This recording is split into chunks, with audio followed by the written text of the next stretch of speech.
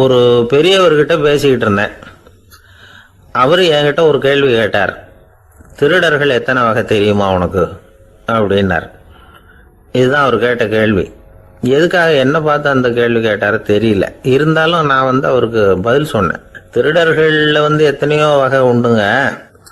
Car திருடன், cycle திருடன், முகமூடி திருடன், இப்படி சொல்லிகிட்டே போகலாம். இருந்தாலும் என்னுடைய சிற்றறிவுக்கு எட்டின வரையில் திருடர்களை 2 வகையாக பிரிக்கலாம் அப்படின்னு நினைக்கிறேன். ஒன்று ராத்திரியில் திருடுற திருடன், இன்னொருத்தன் பகலில் திருடுற திருடன். அதாவது பகல் திருடன், ராத்திரி திருடன் அப்படின்னு பெரியவர் சிரிச்சார். என்ன சிரிக்கிறீங்களே, என்ன கள்வர்கள் 4 வகை அப்படின்னு ஆரம்பித்தார். எப்படின்னு கேட்டேன். சாப்பாட்டுக்கு இல்லாமல் திருடுறாங்க பாருங்க, அது ஒரு வகையான். சாப்பாட்டுக்கு இருந்தும் திருடுறாங்க பாருங்க, அது ஒரு வகையான்.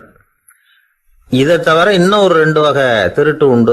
அது என்னன்னா, ஆண்டவன் கிட்ட இருந்து நாம திருடுற திருட்டு, இன்னொன்னு என்னன்னா நம்ம கிட்ட இருந்து ஆண்டவன் திருடுற திருட்டு அப்படின்னார். எனக்கு ஒன்றும் புரியல. என்ன சார் இது, ஆண்டவனையே திருடன்னு சொல்றீங்களே அப்படின்னு ஆச்சரியமா. ஆமாங்க, ஆண்டவனை கல்வன்னு சொல்றது இல்லையா.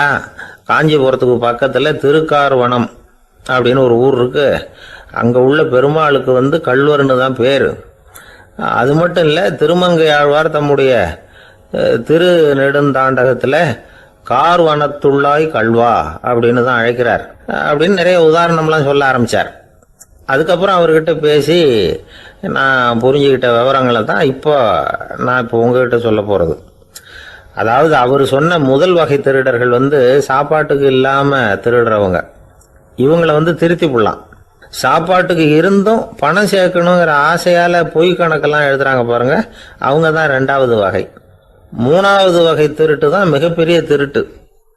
இறைவனுக்கு சொந்தமானதை நம்முடையதுன்னு நினைக்கிற திருட்டு. எது இறைவனுக்கு சொந்தமானது அப்படின்னா ஆத்மா. பகவானுக்கு சொந்தமான ஆத்மாவை நம்முடையதுன்னு நினைக்கிறது தான் அந்த மாபெரும் திருட்டு.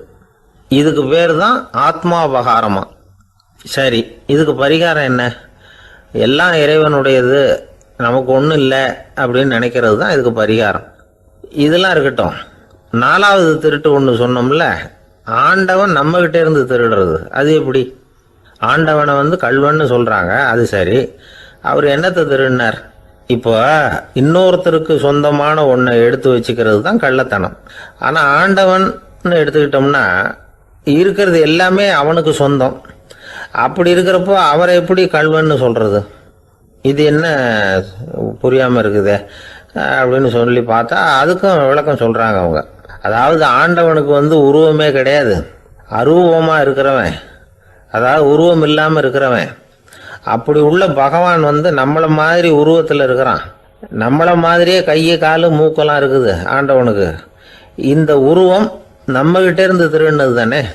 அவன் தன்னுடைய உண்மையான திருமேனியை நமக்கு காட்டாம, அதாவது தரிசனம் கொடுக்காம இருக்கிறது கள்ளத்தனம் தானே. அதனால தான் இதுவும் ஒரு பெரிய திருட்டு, இருக்கிறதுலேயே மிகப்பெரிய திருட்டு அப்படிங்கிறார். என்கிட்ட பேசிக்கிட்டு இருந்தார், இந்த விஷயம்லாம் சொல்லிட்டு இருந்தாரு அந்த பெரியவர். அதாவது திருட்டை ஆன்மீக நோகத்தில் அவர் பார்க்குறார். நம்ம பார்வையில் இதை விட அபூர்வமான திருட்டுலாம் இங்கே உண்டு. அபூர்வமான திருடர்களும் உண்டு. ஒரு திருடன் சிறையிலிருந்து விடுதலையாகி வெளியில் போனான். கொஞ்ச நாளில் மறுபடியும் திரும்பி ஜெயிலுக்கு வந்துட்டான். அப்போ சிறை அதிகாரி அவனுக்கு அறிவுரை சொன்னாராம். ஏன்பா இப்படி அடிக்கடி தப்பு பண்ணிவிட்டு ஜெயிலுக்கு வந்துடுறியே, உனக்கு சொந்த பந்தம் எதுவும் இல்லையா?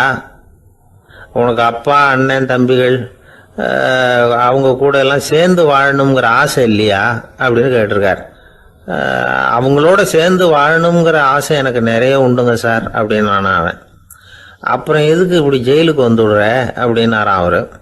அவங்க எல்லாருமே இங்கே தானே சார் இருக்காங்க அப்படின்னு அவன். ஒரு சிகை அலங்கார கூடம், ரொம்ப சுறுசுறுப்பாக எல்லாரும் வேலை செஞ்சுக்கிட்டு இருக்கிறாங்க. முடிவெட்டிக்க வந்திருக்கிறவங்க நிறைய பேர், எல்லாரும் வரிசையாக உட்காந்துருக்குறாங்க. அந்த சமயத்தில் திடீர்னு கதவை திறந்துக்கிட்டு ஒருத்தர் உள்ளே வர்றார். அவர் ஒரு பெரிய மனிதர். அவரும் முடிவெட்டிக்கிறதுக்காக தான் உள்ளே வந்திருக்கிறார். அவரை பார்த்த உடனே அங்கே வரிசையில் உட்காந்துருந்தவங்க எல்லாரும் எழுந்திரிச்சு அவர்கிட்ட வந்துட்டாங்க. அவரை சுற்றி நின்றுக்கிட்டாங்க. எப்படி இருக்கிறீங்க, நல்லா இருக்கீங்களா அப்படின்னு விசாரிக்க ஆரம்பிச்சிட்டாங்க. எல்லாம் முடிஞ்சதும் வந்தவர் கேட்டார், வரிசையில் கடைசியாக இருக்கிறவர் யார் அப்படின்னு கேட்டார். ஏன்னு கேட்டாங்க. நான் அதுக்கு அடுத்தபடியாக உட்காரணும், அதுக்காக தான் கேட்குறேன் அப்படின்னார். உடனே அங்கே இருந்தவங்கெல்லாம் என்ன சொன்னாங்க தெரியுமா? நீங்கள் வரிசையில் காத்திருக்கக்கூடாது, நீங்கள் அரசாங்கத்தின் தலைவர், உங்களுக்கு நேரம் முக்கியம், அதனால் நீங்கள் முன்னாடி போங்க அப்படின்னு சொன்னாங்க. ஆனால் அதை அவர் கேட்கல. தோழர்களே, உங்களுடைய கருத்துக்கு ரொம்ப நன்றி. எல்லாரும் வரிசையாக தான் வரணும், அதுதான் முறை. வரிசையில் வரணுங்கிற நடைமுறையை நானும் பின்பற்ற விரும்புகிறேன். நாம் எல்லாரும் சமமானவர்கள் அப்படின்னார். இப்படி சொல்லிவிட்டு வரிசையில் கடைசியாக இருந்த ஒரு நாற்காலியில் போய் உட்காந்துக்கிட்டார். தன் சட்டை பையில் இருந்த ஒரு செய்தித்தாளை எடுத்தார், படிக்க ஆரம்பிச்சிட்டார். ஆனால் அங்கே இருந்தவங்களால இதை பார்த்துக்கிட்டு சும்மா இருக்க முடியல. ஒருத்தர் எழுந்திரிச்சு வந்தார். ஐயா, இப்போ என்னுடைய முறை வந்திருக்குது, நான் தான் போக வேண்டிய முறை. உங்களை இங்கே காத்திருக்க வைக்கிறத விட ஒரு 5 ஆண்டுகளுக்கு கூட நான் முடிவெட்டிக்காமே இருந்துட முடியும் அப்படின்னார். அவர் மறுபடியும் சொன்னார், ஐயா, நீங்கள் வரிசை முறையை தாண்டி போக விருப்பப்படல, சரி, ஆனால் என்னுடைய முறையை மாற்றி கொடுக்கறதுக்கு எனக்கு முழு உரிமை இருக்குது. இதுக்கு பதிலாக உங்களுடைய கடைசி இடத்த நான் எடுத்துக்கிறேன், இதை நீங்கள் மறுக்க முடியாதுன்னார். அங்கே இருந்த மற்றவங்களும் இதை ஒரு மனசாக வற்புறுத்த ஆரம்பிச்சிட்டாங்க. அந்த பெரிய மனிதர் பார்த்தார், சரின்னு கடைசியாக ஒத்துக்கிட்டார். அவர் யார் தெரியுமா? அவர் தான் மாவீரர் லெனின். ரஷ்யாவில் கிரெம்ளின் சிகை அலங்கார கூடத்தில் தான் இது நடந்தது. எல்லாரும் இந்நாட்டு மன்னர்கள்னு வாயளவில் பேசுறதுல என்ன பிரயோஜனம்? நாம் எல்லாரும் சமங்கிறத நடைமுறையில் கடைபிடிச்சி காட்டினவங்க கொஞ்சம் பேர் தான். அவங்களில் ஒருத்தர் தான் லெனின். வரிசையில் நின்று வர்றதுங்கிறது ஒரு சிறந்த பண்பு, உயர்ந்த பண்பு. இன்றைக்கி பல இடங்களில் அது நமக்கு தேவைப்படுது. ஒரு ரேஷன் கடைவாசல், கடை திறக்கிறதுக்கு முன்னாடியே எல்லாரும் வரிசையில் நின்றுட்டாங்க. கடைசியாக வந்த ஒருத்தர் கியூவில் முன்னாடி போகிறதுக்கு முயற்சி பண்ணுறார். ஏற்கனவே நின்றுட்டு இருக்கிறவங்க அவரை முன்னாடி போகிறதுக்கு விட மாட்டேங்கிறாங்க. கடைசியாக போய் நில்லையா அப்படின்னு எல்லாரும் கத்துறாங்க. அதை அவர் காதில் வாங்கலை. முண்டி அடிச்சுக்கிட்டு முன்னாடி போகிறதுக்கே முயற்சி பண்ணிகிட்டு இருக்கிறார். எல்லாரும் சேர்ந்து அவரை வலுக்கட்டாயமாக இழுத்து கொண்டாந்து பின்னாடி கொண்டு போய் நிறுத்திவிட்டு சொன்னாங்க, இதை பாருப்பா, நாங்கள் இருக்கிற வரைக்கும் நீங்கள் முன்னாடி போய் எதையும் வாங்க முடியாது, தெரிஞ்சுக்கோ அப்படின்னாங்க. இப்போ அந்த ஆள் சொன்னாராம், நான் இங்கே பின்னாடி நிற்கிற வரைக்கும் நீங்களும் எதுவும் வாங்க முடியாது அப்படின்னாராம். ஏன்னு கேட்டிருக்கிறாங்க. நான் தான் அந்த கடையை திறக்க வேண்டிய ஆள் அப்படின்னு. ஒரு ஆள் இருந்தான், நிறைய பணம் சம்பாதிச்சான், ஆனால் செலவு பண்ண மனசு வரல, கருமி. அவன் என்ன பண்ணா, சேர்த்த பணம் பூராவையும் ஒரு மரத்தடியில் புதைச்சி வச்சுருந்தான். வாரத்துக்கு ஒரு தடவை அந்த மரத்தடிக்கு வருவான், புதைச்ச இடத்த ஆவலோடு பார்த்துக்கிட்டு இருப்பான், அதுக்கப்புறம் போயிடுவான். அவ்வளவுதான். ஒரு நாள் ஒரு திருடன் வந்தான். இவன் புதைச்சி வச்சுருந்ததெல்லாம் எடுத்துகிட்டு போட்டான். இது தெரிஞ்சு போச்சு.